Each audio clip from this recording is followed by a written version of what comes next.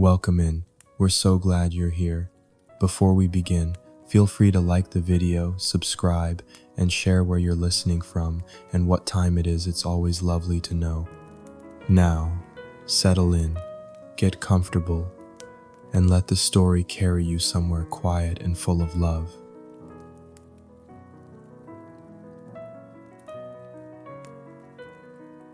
It begins, as so many quiet things do in Paris, with rain, not the cinematic kind that lashes rooftops or drums loudly on the pavement.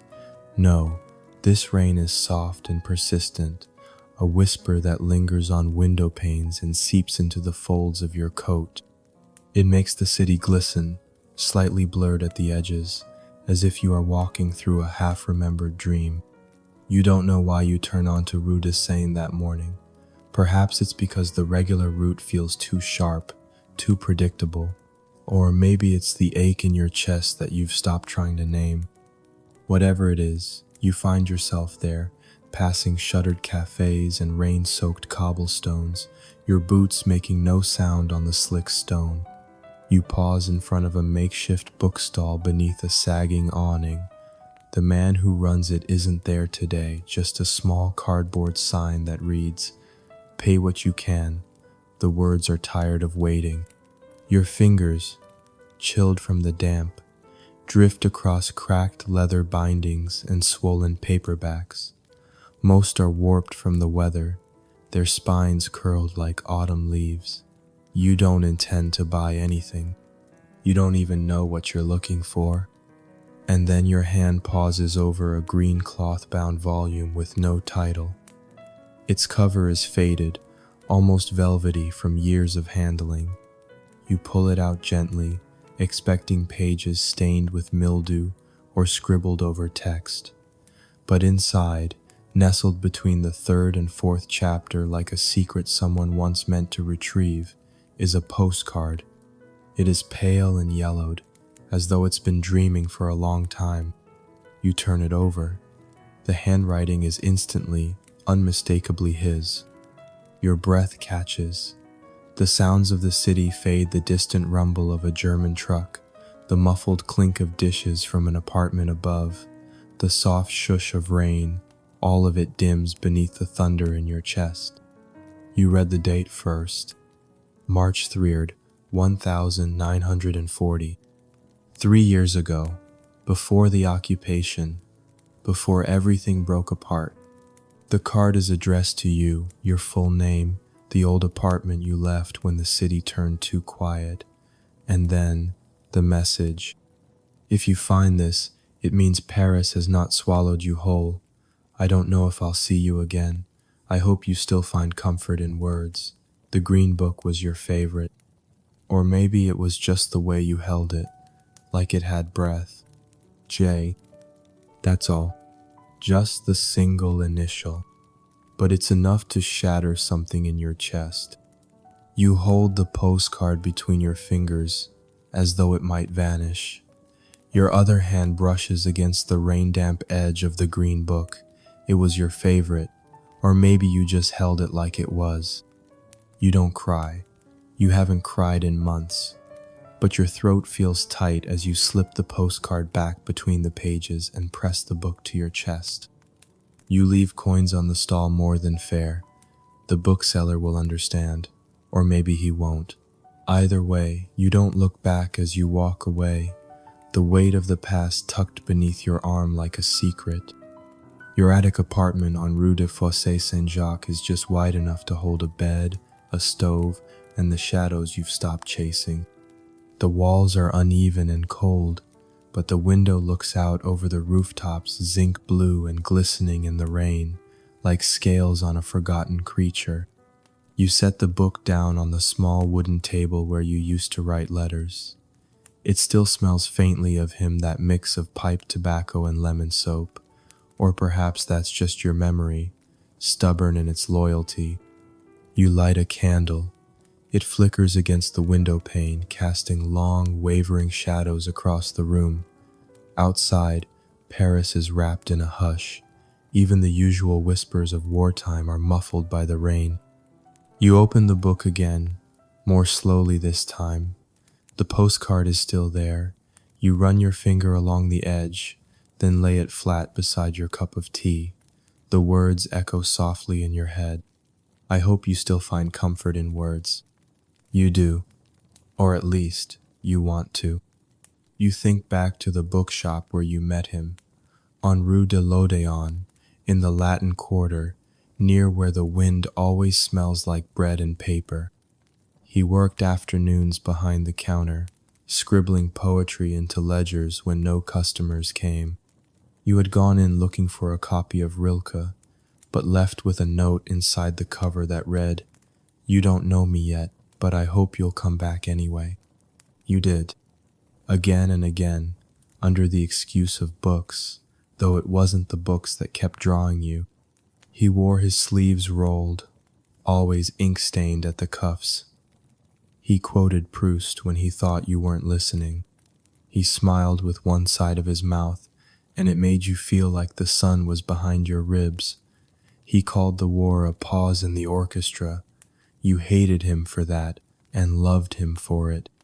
Then came the whispers, the evacuations, the boots in the streets.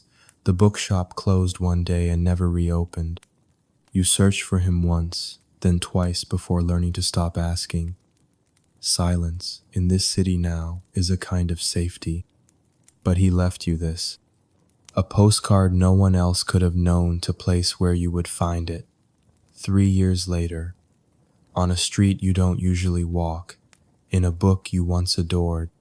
Coincidence? Maybe. But then again, he always believed in quiet magic. You used to tease him for it. He'd grin and say, "Paris listens, you know, if you speak softly enough." You didn't believe him then. You aren't sure you do now. But still, the postcard exists, and it found you. Later that night, you sit at your small desk and begin to write. Not to anyone in particular, or maybe just to him. The him that might still be out there, the him that might not. Your pen moves without permission, your thoughts wrapped in the quiet hush of memory. You tell him about the rain, the bookstall, the green cloth binding. You tell him the tea is still too bitter, and that your coat has worn thin, and that sometimes you read aloud just to hear a voice in the room. You don't ask where he is. You've learned not to ask questions Paris isn't ready to answer. When you finish, you fold the letter neatly and place it in an envelope you never plan to post. Instead, you set it beside the candle, under the window, just in case. In case the wind still remembers how to find him. In case he's listening. Or in case the city, in all its strange rain-soaked magic, decides to carry your words the way his carried themselves to you. The candle flickers low. The rain continues, soft and unbothered.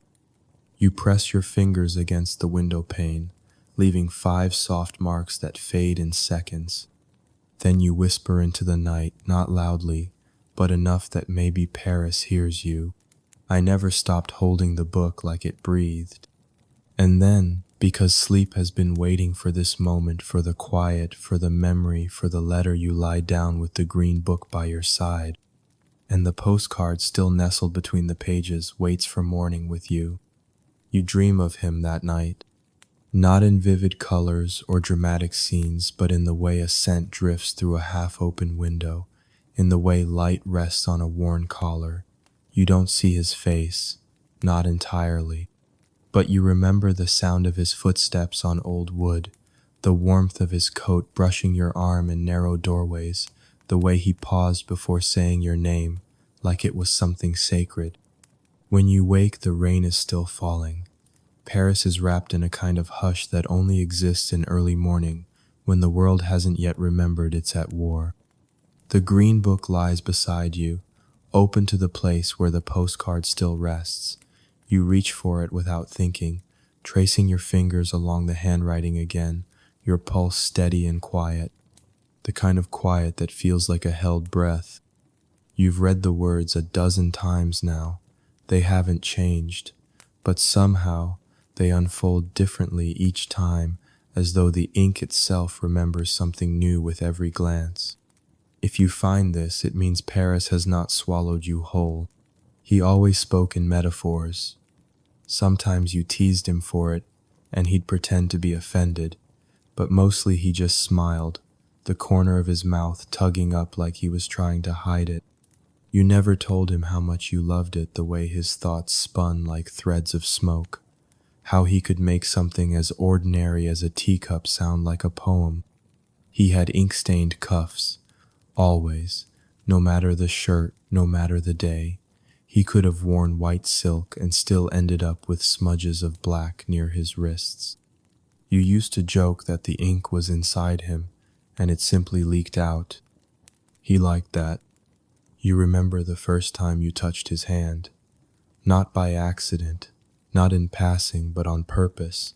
You'd asked to see the poem he'd been working on, and he'd handed you the notebook without hesitation. His fingers brushed yours just slightly, but it was enough to startle something inside you awake. The poem had been unfinished, something about fog on the river and the way absence could fill a room more completely than presence ever could. You'd read it twice. You never told him you'd memorized it. Now, in the dim gray light of your attic, you find yourself repeating the lines under your breath. There is fog between the rooftops and your name in the river's breath. That was how it started, and how it always stayed, unfinished, just like the two of you.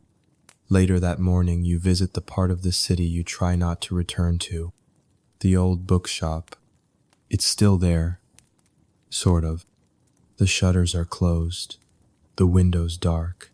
A thin layer of dust paints the glass, and a flyer, one of the new ones, all block letters and gray paper, is pasted crookedly to the door. You can barely make out the word vérifié in the corner. Verified, officially searched, scrubbed clean by the occupying forces. But no one has torn the sign down. That means no one's taken the space. Not yet. You step closer. Through the gap between boards, you catch a glimpse of the counter. It's still there, though the stool he used to lean against is gone. The display table where he used to line up your favorite titles, Rilke, Akhmatova, Apollinaire, is empty, but you can see the faint outline of where the stacks once sat, pale squares on the dusty floorboards. You press your palm against the glass. The cold seeps through you. It used to be warm in there, not because of the stove that never worked well, but because he was always there before you arrived, boiling water, writing, humming under his breath. He wasn't a singer, not really, but when he was concentrating, he made little sounds almost like a tune he couldn't quite remember. You hum now, without thinking. One note, then another. Just as your breath fogs the glass, you see it faint, almost invisible, near the bottom corner of the display window. Scratched into the frame, just above the baseboard, are 5 letters. Your name, carved lightly, precisely, as though he meant it to last, but not to be found. Your heart stutters. You crouch down, fingers tracing the groove in the wood. It wasn't there before, or if it was, you never noticed. But now, it feels like a message left in plain sight, a breadcrumb for someone who might one day look back. You stay like that for several minutes, squatting in the drizzle, one hand pressed to your name carved into the forgotten edge of a shuttered bookshop. When you finally stand, you are trembling, not from cold, from memory. You take the long way home, through alleyways that used to feel dangerous but now feel familiar, past cafes where no one sits outside anymore, past the metro entrance you once waited beside, an hour too early, because you didn't want to risk missing him. You end up at the Jardin du Luxembourg. It's quieter now. The trees are thinner, trimmed out of necessity. The statues seem more solemn than they used to be, but the fountain still runs, and the chairs, though fewer, still line the gravel paths. You choose the green one beneath the chestnut tree, the same one you used to sit in on Thursdays, when he'd bring 2 croissants and a thermos of strong, bitter coffee. You hated how he brewed it. He said you hated it because it made you feel something. You denied it, he laughed. And you kept drinking it anyway. You sit there for a long time, hands folded in your lap, eyes closed against the sound of boots echoing in the distance. You think of the way he held a book like it was fragile, like it could feel. You think of the way he paused before speaking, as though language was something he didn't want to use up too quickly. You think of the way he said your name. Once, you asked him what he'd do if the war reached Paris. He'd said, without flinching, "I'd hide poems in chimneys and your letters under floorboards." You'd called him foolish. He'd smiled. "You say that now, but one day you'll be glad to find a piece of yourself where you least expect it." You hadn't understood him then. You do now. You reach into your coat and pull out the postcard. It feels warm, despite the damp. You don't read it this time. Instead, you hold it against your chest and close your eyes, imagining that somewhere not too far from here, there is a room with one lamp lit, a kettle on the stove, and a man in ink-stained cuffs, still writing poems he hasn't yet dared to send. Maybe he never stopped hiding things for you to find. Maybe Paris hasn't swallowed him whole either. Maybe. As evening drapes itself across the rooftops, you return home and place the postcard on your bedside table. This time, you light 2 candles, one for you and one for him, just in case, because you've started to wonder if he's still out there. Might he be looking too? Might he pass a stall on Rue de Seine one rainy morning, pick up a book he didn't mean to, and find your reply? And if he did, would he know? Would he still remember the way your name looked in his handwriting? You fall asleep that night with your fingers curled around the green book again.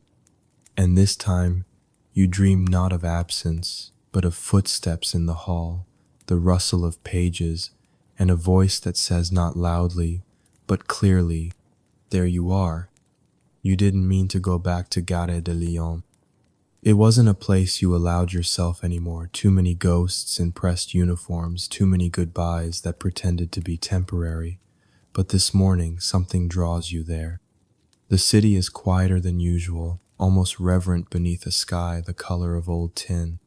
The streets seem to guide you without effort, until you're standing once again beneath the carved stone lions that guard the train station, their mouths forever open, their silence louder than any roar. Gare de Lyon has not changed, not in its bones. The war has stolen some of the brightness, the polished brass is dulled, the great hall no longer rings with music and chatter, but the clock still ticks overhead.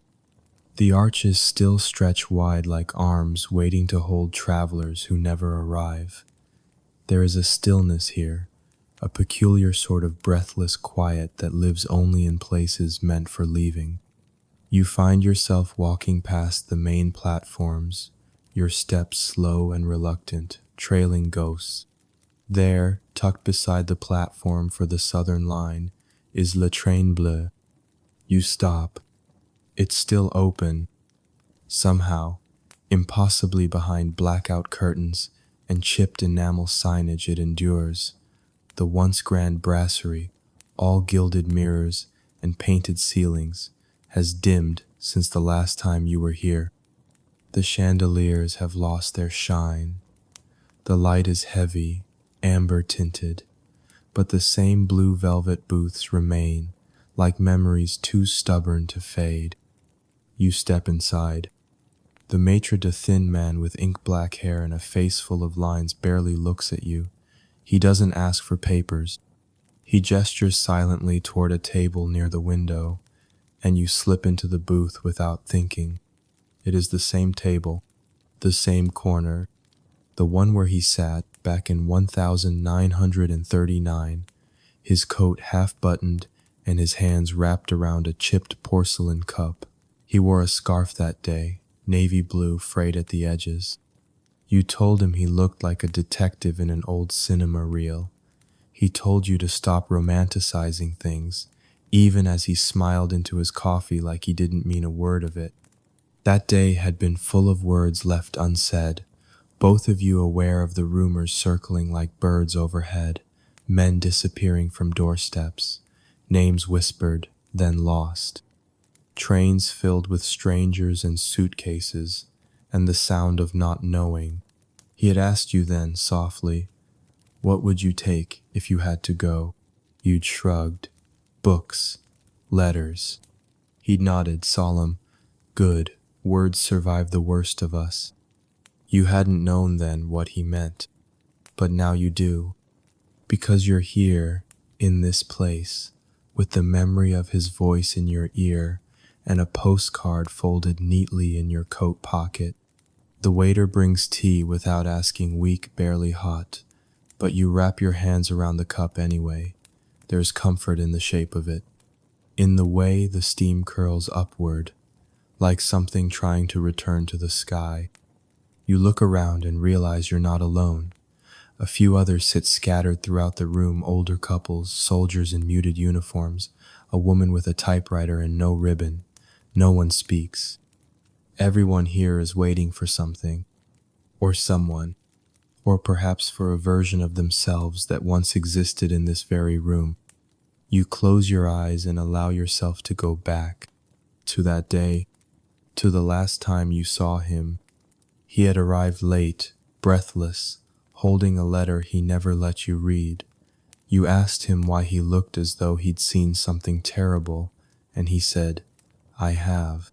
Then, a pause, but also something beautiful. He didn't explain. He just reached across the table and took your hand. You remember how warm his fingers were. He didn't say goodbye. Not exactly. He only stood and pressed his scarf into your hands, like it might be useful later, like it might still carry the warmth of his skin when he was no longer around. Then he left. No kiss, no promises, just a glance sharp and aching before he stepped through the door and disappeared into the station crowd. You waited. Hours. Until the staff politely told you it was time to go. You'd walked home with the scarf pressed to your face, breathing him in like air. You kept that scarf for almost a year, until the night the soldiers came to your apartment block and searched every room. You'd burned it in the stove, not out of fear, but out of rage. Now, years later, you wish you hadn't. You wish you'd tucked it away like the postcard, a piece of softness, proof that he existed. You open your eyes. The tea has gone cold, but something presses against your leg under the table, a corner of paper, folded neatly. Your heart skips as you reach for it. It must have fallen from your coat, or maybe it was always there. Maybe the city put it there when you weren't looking. It's not the postcard. It's a train schedule, today's date. The destination is smudged, but one word is legible in fine pencil along the margin. Returner. Return. You press your fingers to the paper, suddenly lightheaded. This is the second time in days that the city has spoken to you in riddles. First the postcard. Now this. You leave Le Train Bleu without finishing your tea. Outside, the platform stretches like a promise, wide, empty, humming with old departures. You walk its length slowly, past shuttered booths and rusted benches. There's no one boarding, no whistle, no conductor calling names. Just you, and the air, and the silence that lives inside the station like a sleeping animal. You pause beneath the great clock, the same one he looked up at before he turned away. You wonder where he went, whether he caught a train, whether he meant to return and simply never could, or whether he sent that postcard from somewhere farther than a train could take him. You reach into your coat, and press your hand around the postcard, warm from your skin. You whisper his name once, quietly, into the high-ceilinged space. It doesn't echo, but it doesn't disappear either. It stays suspended in the station air like breath. That night, you sit by the window again, legs curled under you, the green book open on your lap. You write. You don't know why, or for whom, but the words come easily this time, like they've been waiting for years behind a locked door. You tell him about Le Train Bleu, about the scarf, about the silence, about how you burned something you wish you'd kept, but that you still remember its weight, its smell, its shape. You write that you're tired of pretending he was only a season, that his absence didn't hollow out entire days. You write that the city still carries him, that it's giving you pieces, slowly, like a trail of breadcrumbs scattered across time. When you finish, you fold the letter and place it beside the candle again. You don't seal it. You let the air touch the ink, as if it might carry the scent of your words to wherever he's listening. You lie down, and for the first time in a long while, you don't dream of him leaving. You dream of him waiting, at a station, in soft light, with a cup of terrible coffee and ink on his cuffs. You never meant to stay in this room for so long. At first, it was only meant to be temporary, a place to shelter in while the worst of it passed a borrowed attic with a chipped key, a broken radiator, and windows that refused to close all the way. The sort of place that makes you promise yourself you'll only be here a week, 2, at most. It's been almost a year. You no longer count the days. The calendar fell behind months ago. Now you measure time in teacups left half drunk, in how many times the same patch of sunlight stretches across the floor, in how many pigeons take up watch on the rooftop across the way. There is one in particular with a missing toe. You've named him Jacques. He visits every morning, perches on the windowsill like a loyal companion. You feed him breadcrumbs from stale bread you can't bring yourself to eat. He's partial to the crusts. The view from your attic isn't grand, but it is honest. Sloping rooftops like tired shoulders, shutters left open even in the rain, because someone below still believes in fresh air. A crooked chimney that exhales steam at 7:30 sharp each morning, as though the house beneath it has its own lungs. And beyond it all, between slate and shadow, the river, the Seine. You only catch a sliver of it from here, but it's enough. You watch the light glint off its surface in the late afternoons. You pretend you can hear the water moving. On quiet days, maybe you do. He once told you the river carries secrets. You'd been walking together along its banks years ago, before the uniforms arrived, before the bookshop vanished. You'd asked him why he stopped each time he passed the Pont des Arts. To listen, he'd said with a smile. You'd laughed. To what? The things people leave behind. You'd rolled your eyes, but later that day, he'd given you a folded piece of paper, no note, just a poem written in his narrow, slanted hand. The river keeps the promises we forget to keep. You still have it, folded into a book of Baudelaire you haven't touched since. The postcard is on your table again this morning. You move it every night, then set it right back in the same place, a ritual, a kind of anchor. You haven't written another letter since the one by the candle, but you've begun speaking aloud to him sometimes, just in fragments. They still ration coffee, and I still hate the taste. Or, the new tenant downstairs plays violin, badly. Or, I saw a coat like yours today.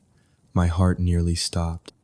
You don't know if it helps, but it softens the silence. This morning, the sun comes in yellow and hesitant, streaking across the floor like someone painting with the side of their hand. You sit at the window with a chipped bowl of porridge. and watch Jacques strut back and forth like he owns the ledge. You smile without meaning to. He pecks at a crumb, looks at you, and flutters away. Your eyes drift to the rooftops, the sky beyond them, pale, almost silver, with clouds like cotton left out in the wind. Somewhere beyond that horizon is someone who once said your name like it belonged in a poem, and somewhere in this city is the echo of his footsteps. You can still hear them if you let yourself. There's a knock around noon, not the kind that comes with urgency or fear, but a slow, polite tap. You're not expecting anyone. You rarely do.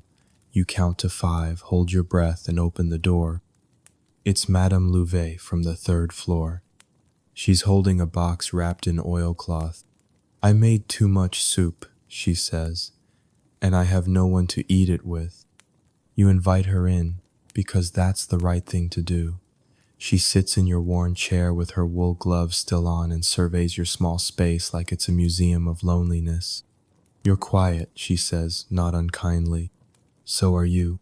She nods. "All the good ones are." You eat the soup together in near silence. It's lentils and something else, maybe thyme. She talks about her nephew in the countryside, about a letter he managed to send through the baker. You let her speak. You offer nothing in return, until she asks, "Is that a love letter?" She nods toward the postcard. You hesitate. "Not exactly," you say. "But he loved you?" You pause again, then, "Yes." She smiles. We always know, even when they don't say it. You want to ask how she knows, how any of us ever truly do, but you're afraid of the answer, or worse, that there might not be one. She leaves after an hour, taking her empty bowl and her gentle observations with her. But her question lingers. Was it a love letter? You read it again that night, not because the words have changed, but because you need to hear them spoken in your mind, in his voice. If you find this, not if you miss me, not if you're thinking of me, but if you find this, which means he hid it, placed it with intent, left a trail, and maybe there are more. That evening you light your candle early. You sit on the floor beside the window, knees tucked to your chest, the postcard in one hand, the green book in the other.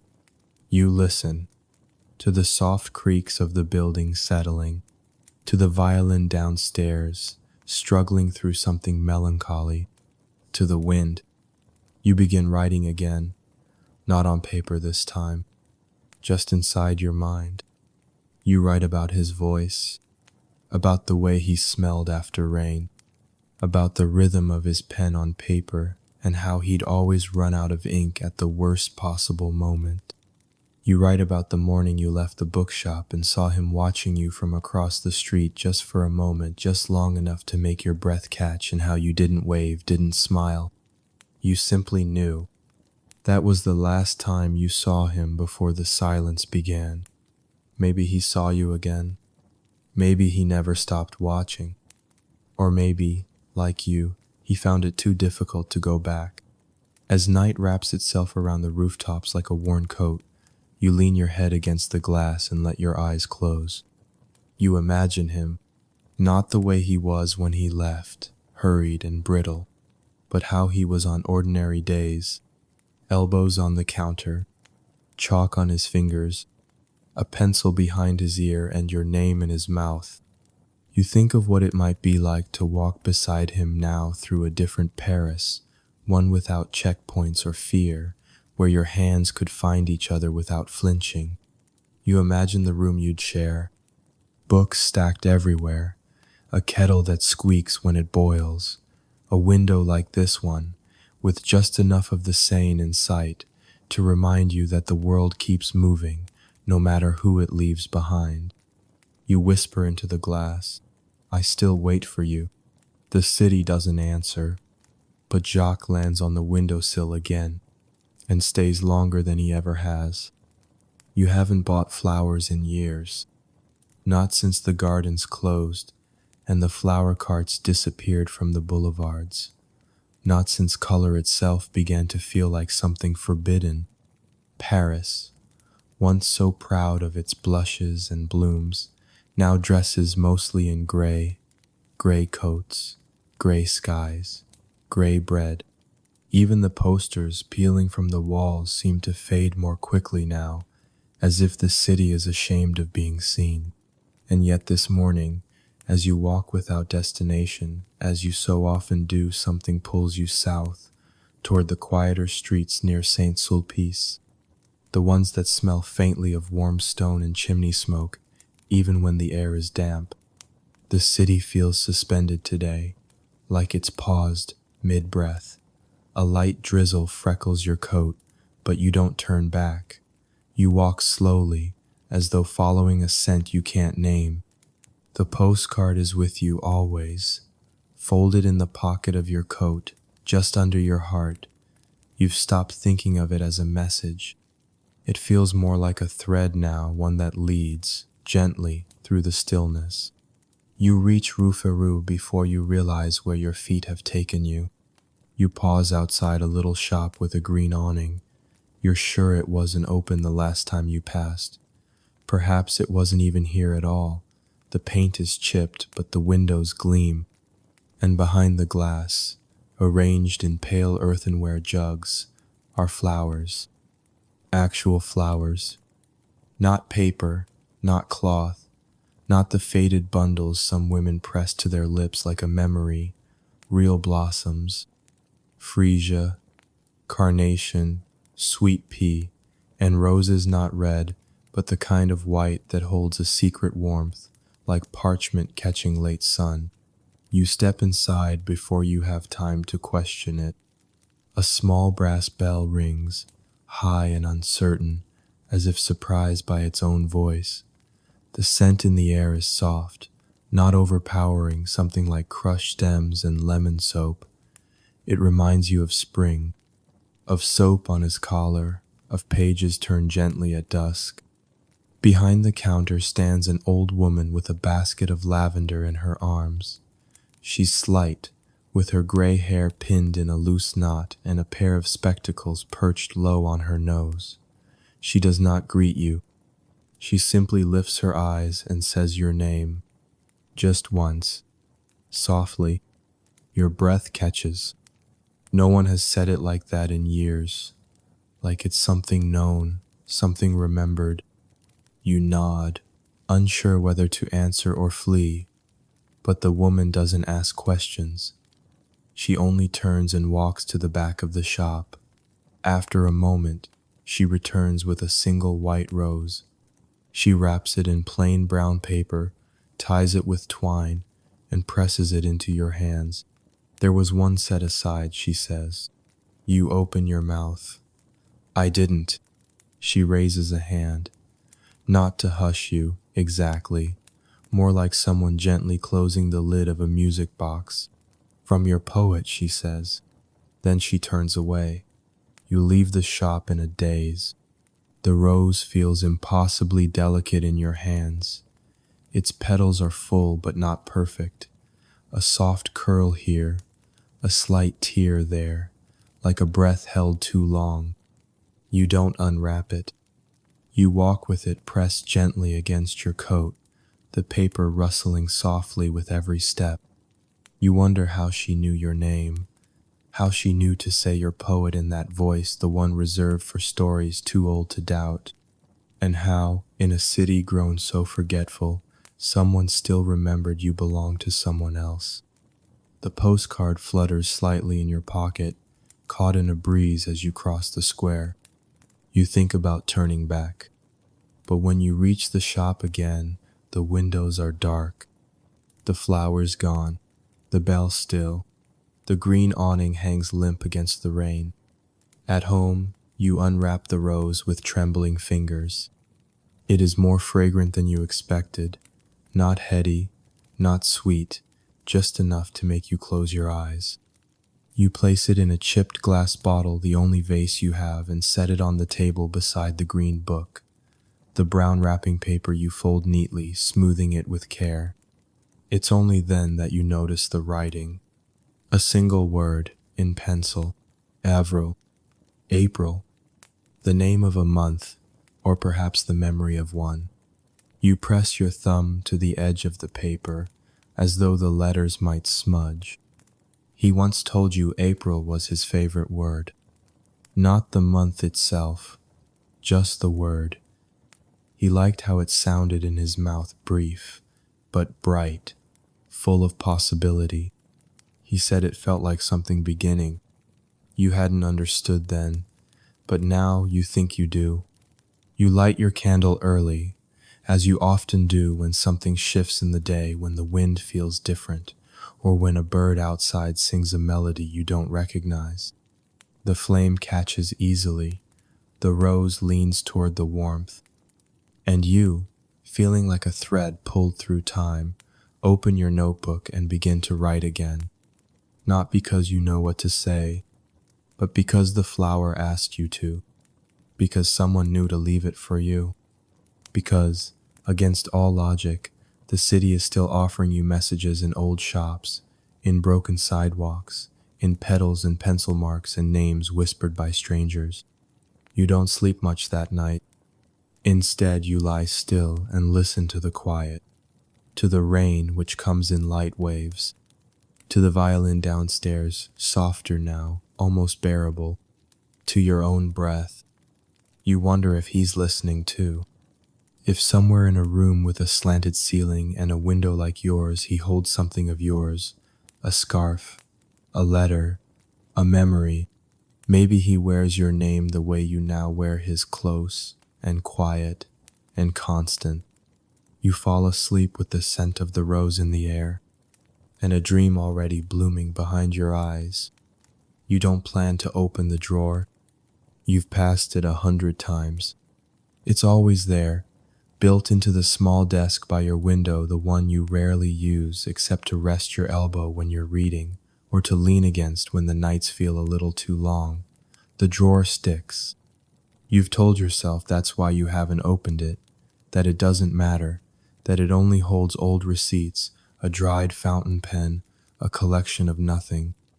But today, after the flower, after the word Avril written in pencil, after the florist who knew your name and asked no questions, something in you shifts. It's not a decision, it's a feeling, a kind of slow unrolling from the center of your chest, a permission. The drawer gives after a quiet struggle. You pull it open slowly, letting the dust settle. Inside, as expected, there are forgotten things, an empty ink bottle, 2 bent spoons, a cracked button, but tucked beneath a piece of folded linen is a small bundle wrapped in tissue. You lift it gently, like it might crumble.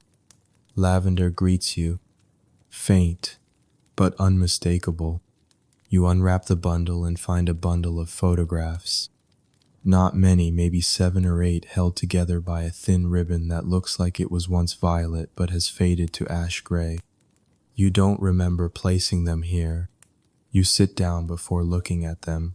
Your legs feel a little strange, as though time itself has shifted beneath your feet. The top photograph is of a street corner, Rue de l'Arbalète. You recognize it instantly, though it looks different, brighter, less tired.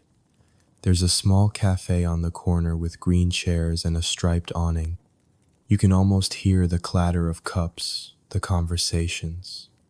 The photograph is angled from above, as though someone leaned out a window to take it.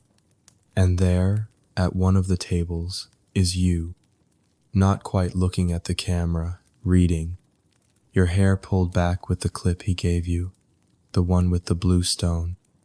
The memory floods in before you can brace yourself.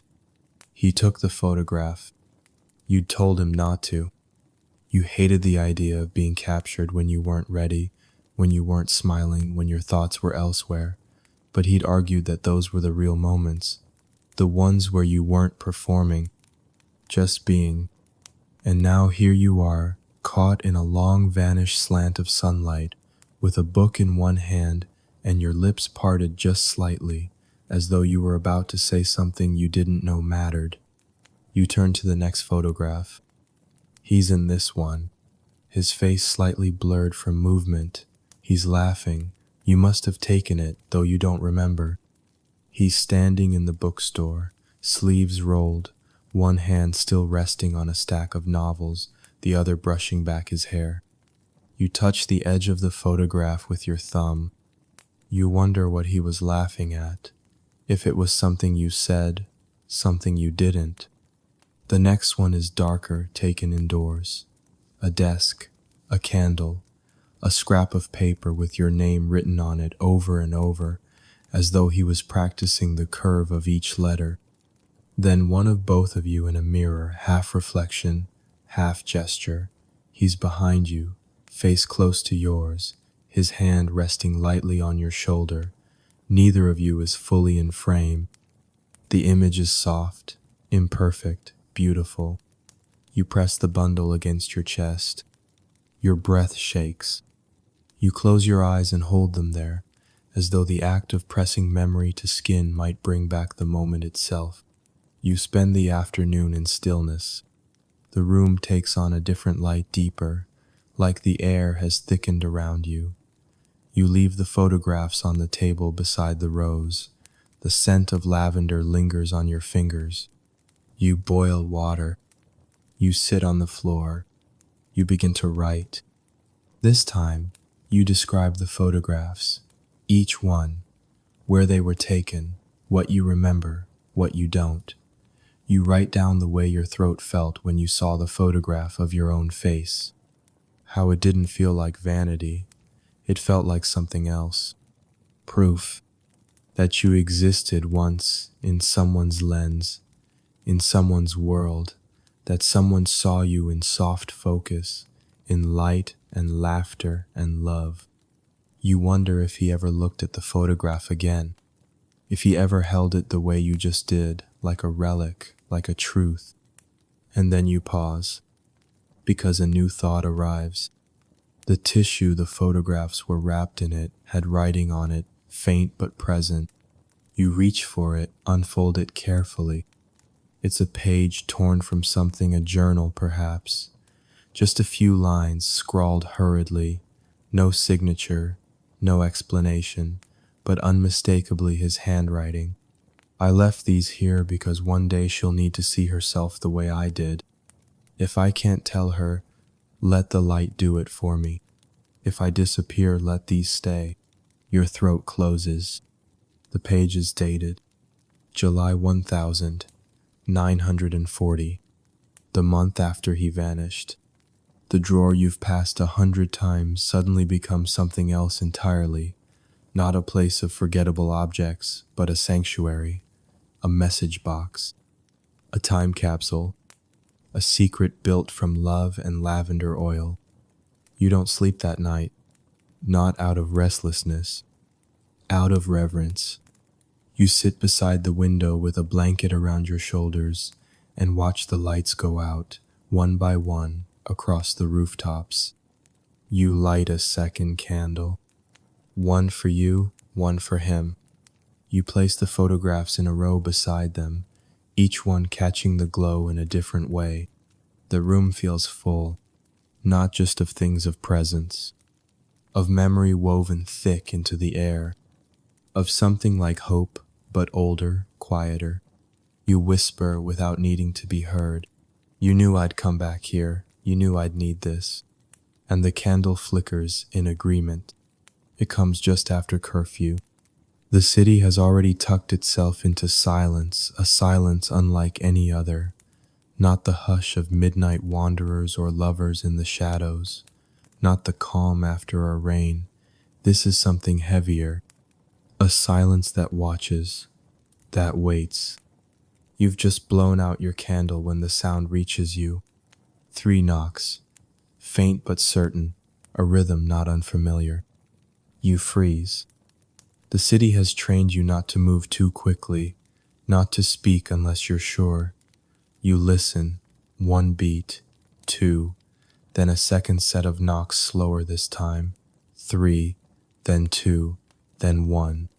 It strikes something deep in your chest, a memory like a match in a dark room. You know that rhythm. It's his. You told him once that you hated the sharp sound of fists on wood. He said, "Then I'll find a softer way to knock." He had 3 soft taps, pause, 2 more, then 1. You rise without breathing. You don't rush. Your fingers find the folds of your dressing gown. You step lightly over the creaking floorboard near the stove. You press your eye to the peephole, though you already know you won't see anything. The hallway is always too dim. You unlatch the door and open it slowly.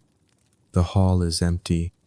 No footsteps, no voices, no distant door closing, just your own heart pounding in your ears. You glance down. There is a parcel on the floor, wrapped in brown paper, tied with string, about the size of a small book. You bring it inside like it's a living thing. You place it on your table beside the rose now drooping gently in its bottle and the photographs which you still haven't moved. The lavender scent still clings to the tissue paper. Your fingers tremble as you untie the string. Beneath the paper is a notebook. Not new. The leather cover is cracked along the spine, the corners rounded from years of being touched. You know it instantly. His notebook. He kept dozens, but this one he carried everywhere. You remember it beside his coffee cup, balanced on his knee, stuffed into coat pockets, and once, hilariously, dropped into a puddle which stained the bottom corner permanently. You place your hand flat on the cover before opening it, just to feel the weight of it. It's warm from being near you, though the room itself is cold. You open to the first page. Your name is written at the top. Then underneath, a single line. "This is what I would have said if I'd been brave enough to stay." You blink hard. Your eyes blur, but you keep reading. The pages are filled, not with poems, not exactly, not like the ones he wrote in the bookstore margins or on the backs of ration papers. These are letters, fragments, pieces of conversation imagined, but never spoken. Little notes to you, in his voice hesitant, lyrical, searching. One entry begins, "I saw a woman in the market with your eyes. For a moment I forgot where I was. I nearly said your name aloud." Another, "You used to press your fingers to your lips when you were thinking. Did you know that? I wonder if you still do." And another, "The streets are quieter now, but sometimes I swear I still hear your laugh echoing through the courtyard." You turn page after page, hardly breathing. It's not chronological, it's not organized, but it's all there, his thoughts, his memories, little bits of you reflected back through time. He wrote you down. He wrote you down when he couldn't find you, when it wasn't safe to write your name, when he thought maybe that memory was the only place you still lived. There's one page that simply says, "If I die and someone finds this, I hope they know I loved her more than I loved my own voice, and I loved my voice very much." You laugh, or something like it. It escapes you before you can catch it, a wet, broken sound that curls in your chest and softens into something whole.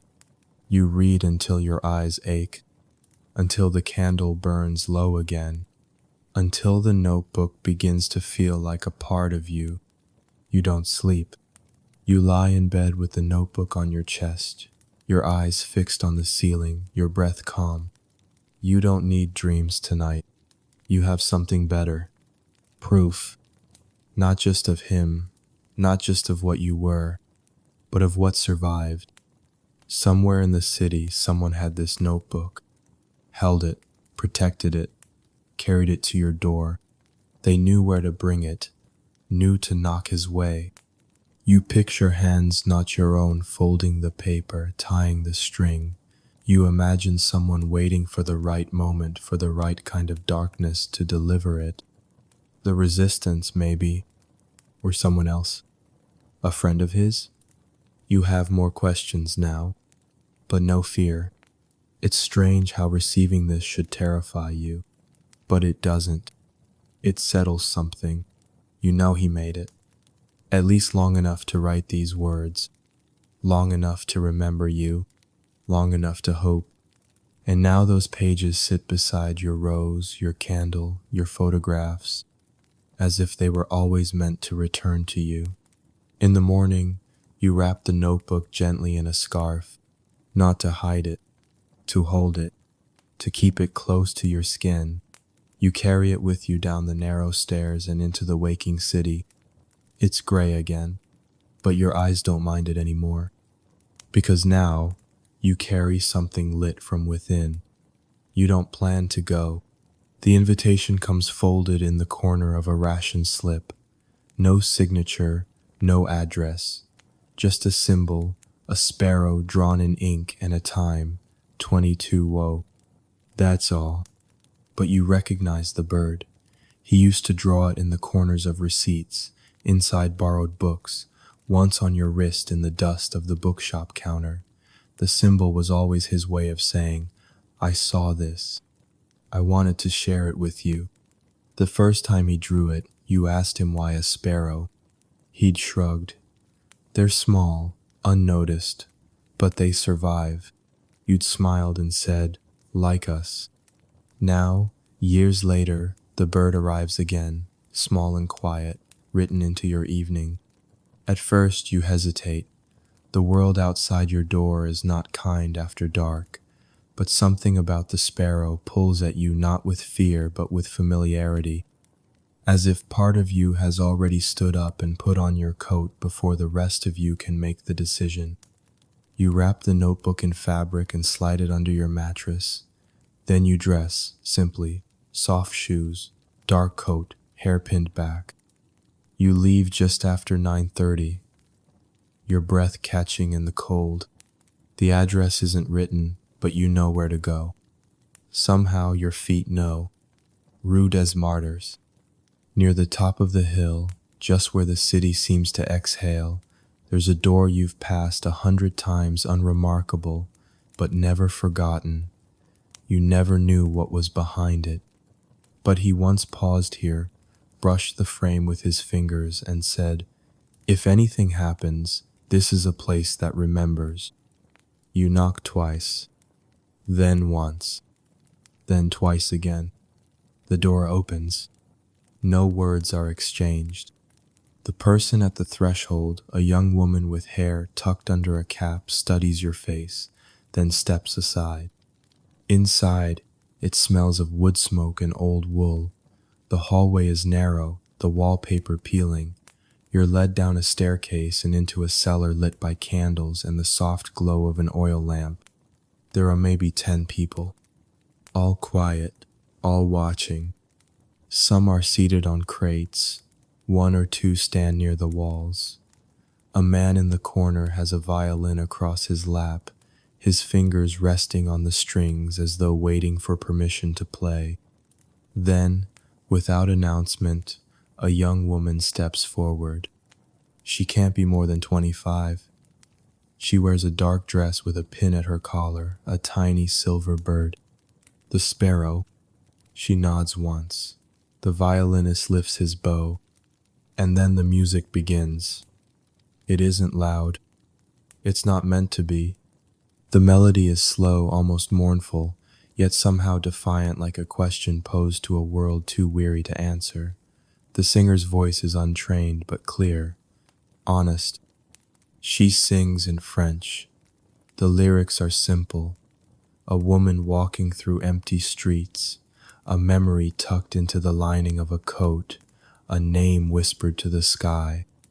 And then, in the second verse, a line that makes your spine straighten. Il écrivait des poèmes sur les tickets de pain pour elle, toujours pour elle. He wrote poems on bread slips for her, always for her. You stop breathing. No one else reacts. But the words twist gently in your chest, like a key turning in a lock. You don't look around. You don't want to see if anyone is watching you. You sit still, your hands clasped tight in your lap, your heart suddenly louder than the violin. You know those words. Not exactly, but the shape of them, the meaning. You know who she's singing about.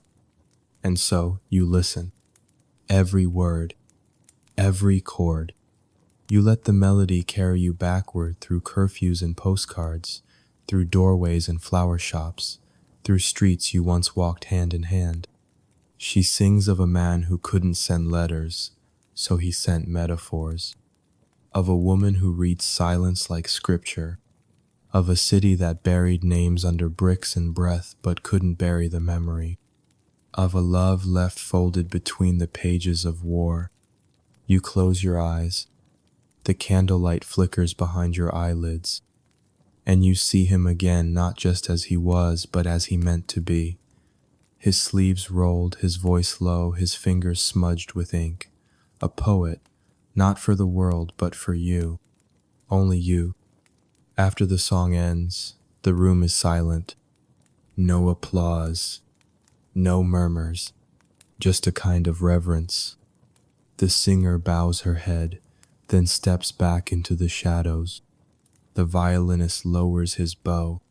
Someone begins to pour tea from a dented kettle. Conversations resume in low voices. You don't move. Then, someone slips into the seat beside you. A man in a coat too large for him. His face is lined with cold and something older grief, maybe, or memory. He doesn't speak for a long time. Finally, he says, "That song was his." You turn. He doesn't look at you, just stares ahead. You whisper, "How do you know?" "I was there when he gave her the lyrics, before everything." You say nothing. He continues, "He said someone would need to sing it, so it didn't disappear." You feel something rising in your throat. "Is he?" The man shakes his head. "I don't know." Then he turns. For the first time you see his eyes. Tired, kind. He pulls something from his coat pocket. A folded paper. You take it. He stands and leaves without a sound. You don't open the paper until you're home again. The streets are emptier than usual. Or maybe you just don't notice them. Back in your room, you light a single candle. You sit at your table and unfold the paper. It's a copy of the lyrics. Typed, annotated in pencil. One note in the margin reads, "She hated rhymes, but I kept one just for her." At the bottom in his hand, one final line. "If this finds you, sing it back to me, even if only in your dreams." You fold the paper. You press it to your lips. Then you hum. Not loudly, but just enough for the night to hear. The cafe is still there.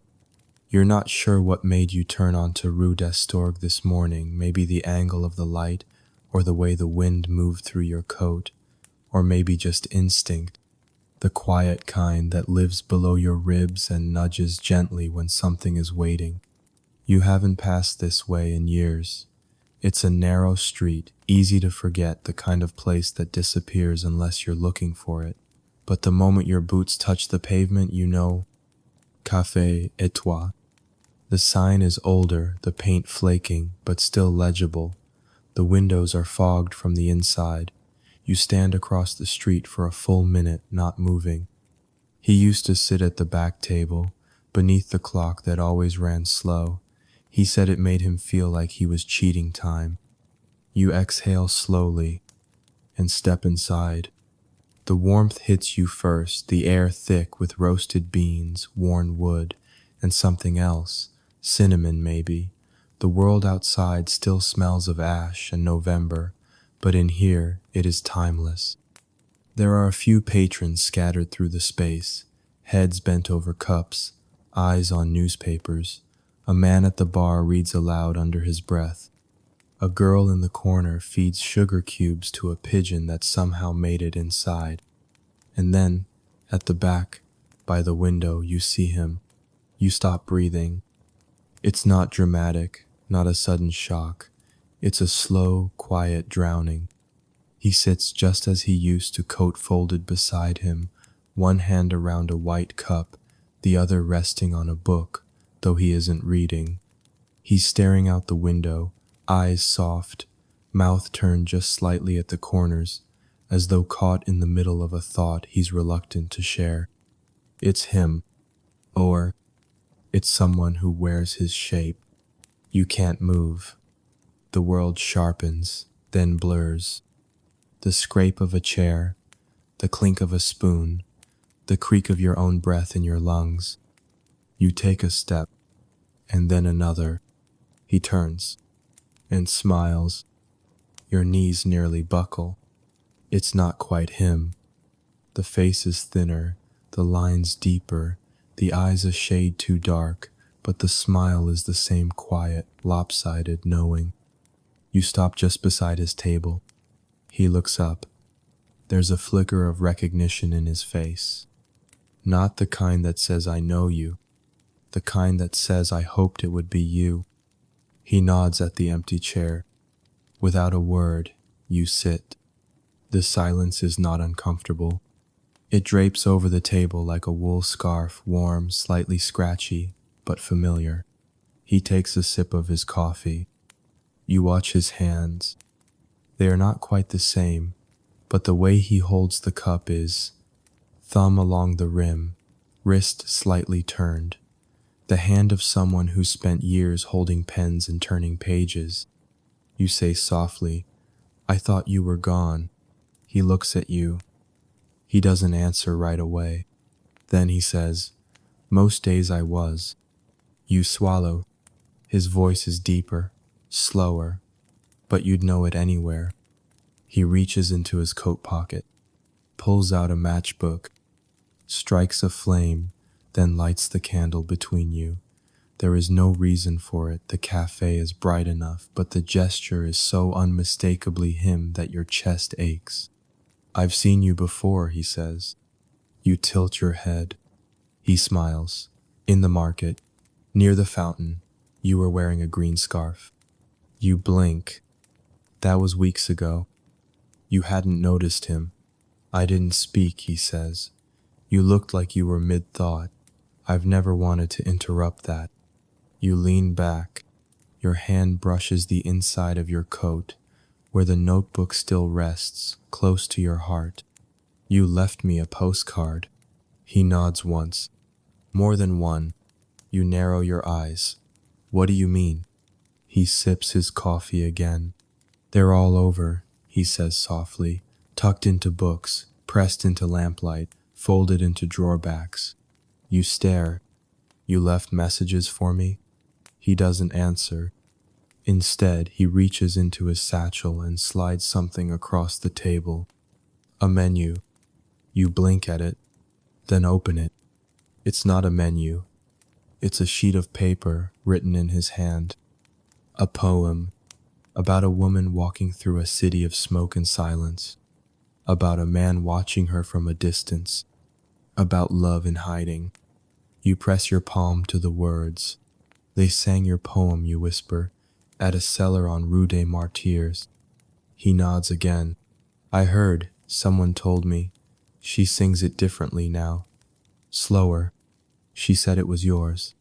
He tilts his head. "It was always yours." You don't speak for a while. The candle flickers. The pigeon flutters toward the counter, and you sit there in the soft hum of a forgotten cafe, watching the shape of the man you love take form again across from you. Not a ghost, not a shadow, but not quite the same either. You think of all the time lost, of nights spent with your face pressed to the window, of letters unwritten, of words whispered to rooms that didn't answer. "You disappeared," you say finally. He looks down, then up again. "I had to. There were names on lists. Mine, yours. I made noise where I shouldn't have, wrote things I shouldn't. Why didn't you tell me?" "I tried." You think of the postcard, of the photograph, of the rose, of the notebook. You close your eyes. You breathe in, And then you ask the question you're most afraid of. Why now? He doesn't hesitate. Because you're here. Later you leave together. No announcement. No goodbye to the cafe. The rain has started. You share an umbrella, the kind with a wooden handle and a tear near the top. It's barely enough, but neither of you mind. You walk in silence, side by side. The air smells like firewood and rain. You don't ask where you're going. You only follow the rhythm of your footsteps against his. And when he stops outside a doorway you don't recognize, he turns to you and says, "If you come with me now, we start again. No more waiting." Your answer is not a word. It's your hand reaching for his. And the silence that follows, full and golden. The morning arrives quietly. No fanfare, no sunburst, just the steady hush of the city breathing beneath soft cloud, the kind of sky that never makes promises but doesn't need to. Your attic room is still dim when you open your eyes, the candle on the windowsill reduced to a curl of wax. You lie there for a long time, listening to the roof creak as it warms. You half expect yesterday to have been a dream. The cafe, the poem, the way his voice curled around your name. But you reach for your coat, fingers slipping inside the lining where the notebook still rests. You feel its weight. You feel your breath ease. He is real, still here, somehow.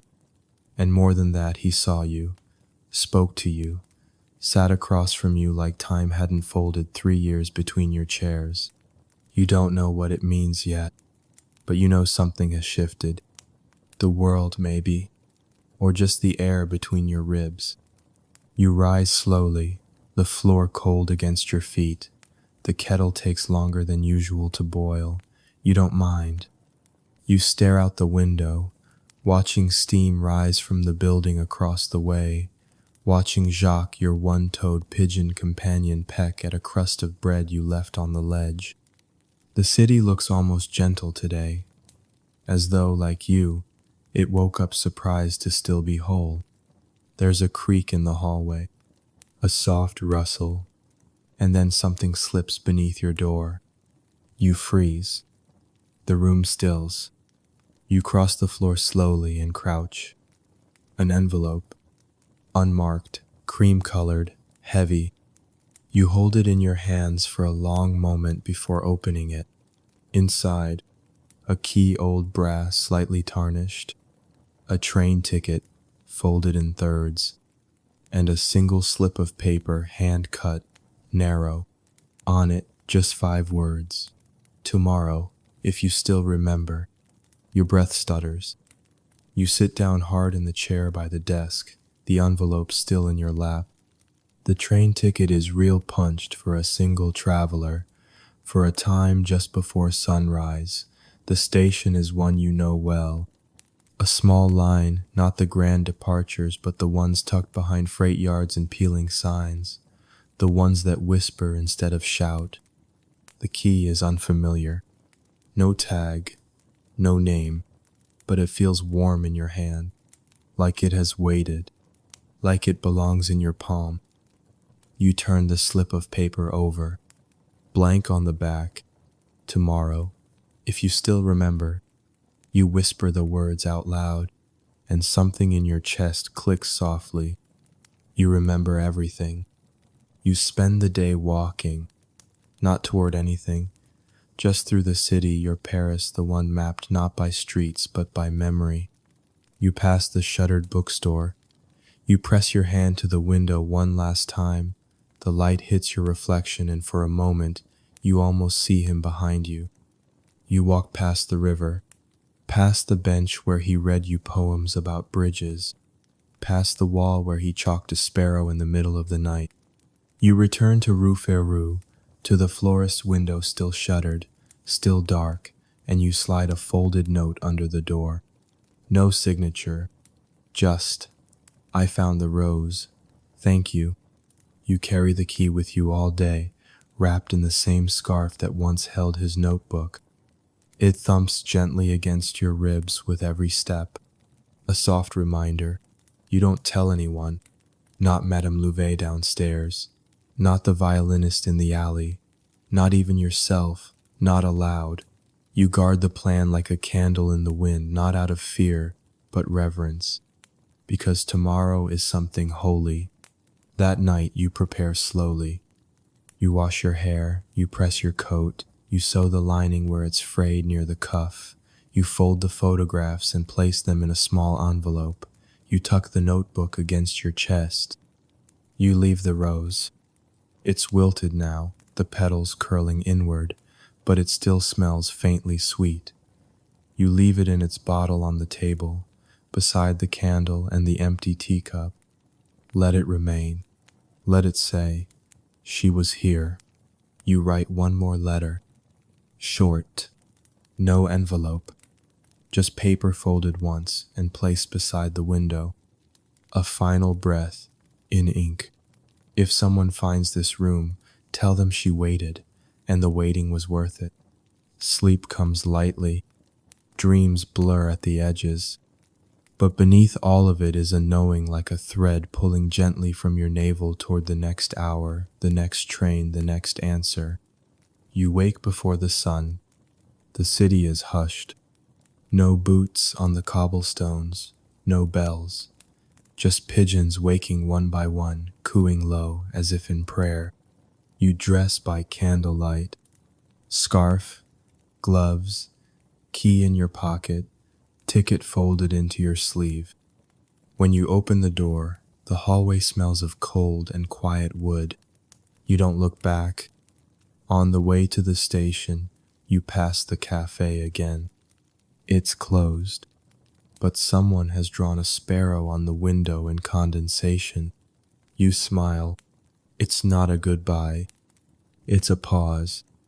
The station is nearly empty. Not the grand one, this is a small place, tucked into the bones of the city, with no announcements and no clocks, just a platform, a bench, and the sound of a train already humming, preparing to leave. You step onto the platform.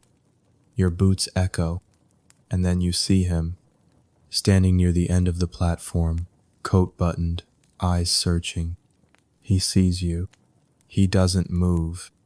Neither do you. You take each other in, as though this is the first time, or the 100th, or the last. And then he steps forward, holds out his hand. You take it, without a word, fingers warm, anchors sure, and together you step onto the train. No one asks for your ticket. No one speaks. The door slides closed behind you. The train begins to move, and Paris, all of it begins to fall away, like a story you've finished reading, one you'll never forget, but one you no longer need to stay inside. The train hums beneath your feet like a heartbeat. You sit across from him, knees nearly touching, the soft rhythm of wheels against the tracks ticking beneath your skin. The compartment is quiet. You're the only two in it, though you feel as if the whole train knows that somehow it has made itself empty for this moment. Just the two of you in the gray dawn sliding past the windows. Paris falls away behind you. Not all at once. It recedes slowly, like a tide rooftops giving way to trees, trees to open fields, fields to silence. The city does not scream goodbye. It exhales. You watch it disappear. He doesn't speak, not yet, neither do you. There's a quiet between you that doesn't feel like absence. It feels like rest. You study his face in the morning light. He looks older, yes. The lines at the corners of his eyes are deeper. The scar along his temple you don't remember, but it's him, entirely, unmistakably. His mouth still curves the same way when he's thinking. His hands still fold gently when they're not in use, as though waiting to write something. He clears his throat, softly. You lift your eyes to meet his. I wondered if you'd come, he says. You smile. I wondered if you'd ask. Outside the window, fog curls around the trees. The countryside is still waking. Smoke rises from a distant chimney. Cows dot a field like pieces in a quiet painting. The train does not move quickly, but you're grateful for that. Every moment between here and wherever you're going is a gift. You lean back in the seat. Where are we going? You ask. He lifts a shoulder, half a shrug. South. For now. That's not a place. No, he agrees, but it's a direction. You look out the window again. And after that? He doesn't answer right away.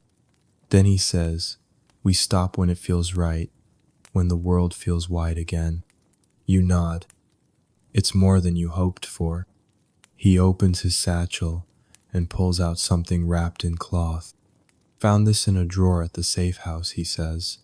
Meant to give it to you before. He unwraps it slowly. Your breath catches. It's your scarf, the navy one, with the frayed edges, the one you gave him the day before he disappeared. I thought I burned it, you whisper. You did, he says softly. Or you thought you did. He smiles faintly. But you gave me two. You forgot. You reach for it with trembling fingers. The fabric is thinner now, but soft.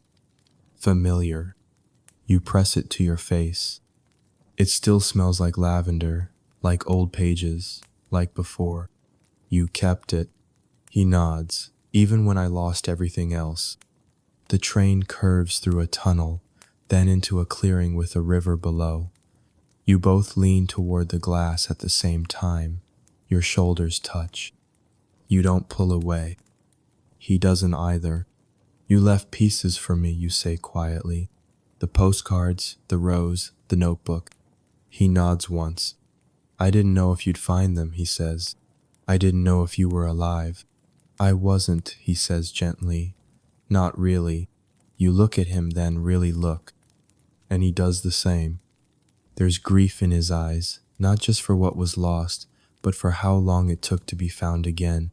You place your hand over his, fingers threading, and there it is. The thing you both feared had gone cold warmth, familiar, quiet, real. You spend the morning sharing fragments, little things. He tells you about a village where he hid in an attic above a bakery, and how the smell of warm bread drove him mad, about a boy who carried letters for the resistance inside a hollowed-out book of fairy tales, about nights when the only way he kept from vanishing completely was writing your name in the margins of maps. You tell him about the attic room, the flower stall, the knock at the door that came like a ghost's apology. You don't speak in full stories, just brushstrokes. But it's enough. It's more than enough. Each word rebuilds something. Each glance rethreads the fabric between you. The silence that follows is no longer empty. It's stitched with everything you no longer have to say. Eventually you fall asleep. He does too. You lean against the wall of the carriage, your knees still tucked toward his, and the train keeps moving.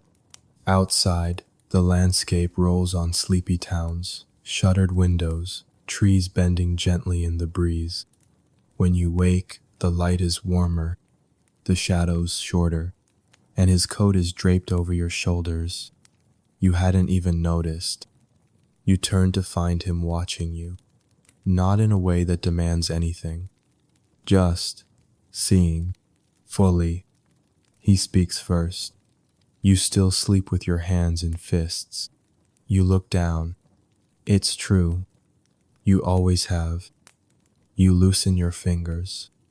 He reaches across the small space between you and places his hand in yours. This time, you don't let go. The train slows. You peer out the window. Not a city, not quite a village, just a station, a low building, a quiet platform, a line of trees beyond it that catch the sun in soft bursts. This is it, you ask? He smiles. No, but it's where we begin. He stands, offers you his hand. You take it, and together you step off the train. The station is little more than a platform. No signs, no conductor, no announcements, just the whisper of wind through poplar trees and the distant creak of shutters swinging open somewhere behind the hills. A path leads away from the tracks, narrow and crooked, lined with moss-covered stones. It doesn't promise anything, but it feels right. He steps off the train beside you, his satchel slung over one shoulder, his hand still wrapped in yours. No one else disembarks. The train waits only a moment longer, then pulls away, leaving you behind in the golden hush of a morning that seems carved from something older than time. For a while, you don't move. You simply stand there, listening to the silence that follows a parting. But this silence is different. It's not the silence of absence or war or grief. It's the silence of beginning. You look at him. He's watching you the way he always used to, not with urgency, not with hunger, just presence.